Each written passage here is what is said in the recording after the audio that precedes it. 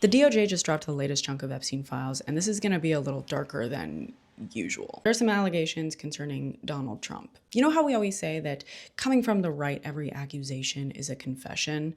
And then every once in a while, we realize that we held back on recognizing something as a legitimate accusation and therefore a confession because we just assumed it was too wild, too crazy to really believe. Well, in the latest released files, there are multiple communications from a victim alleging to have been trafficked in 1984 at the age of 13 by her uncle and Epstein, and that Donald Trump was among the men that paid for her. And I'm sorry, I don't want to soften this language, but I feel it's more important that this get out, because that's not all. She also claims that she was pregnant at this time and that Donald Trump was present when her uncle disposed of her newborn in Lake Michigan, which it's hard to know what to do with that information. It sounds like a right-wing conspiracy theory.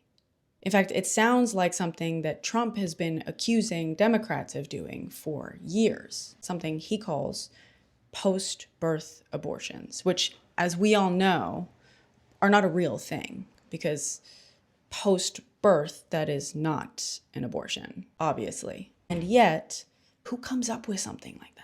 It feels very weird to be on this side of the question of credulity of an accusation of that nature. And to be clear, this is something that has happened to trafficking victims before.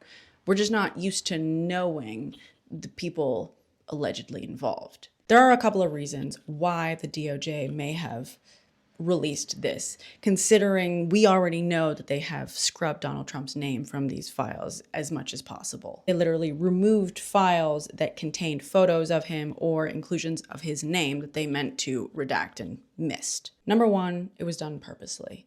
They felt that this accusation was either too hard to believe or easier to disprove, easier to cast doubt on than others, hence its inclusion. Or it was, as their previous inclusions of his name, an accident. If you look at this document, his name is actually included in this form entry. So first name Donald, last name Trump for a witness. And then in the paragraph describing this witness, the victim describes how Trump witnessed the alleged infanticide. They also describe how Donald Trump partook in their trafficking. It's possible they just missed it. I genuinely don't know what to do with this, but at least we know what some of the allegations against him are.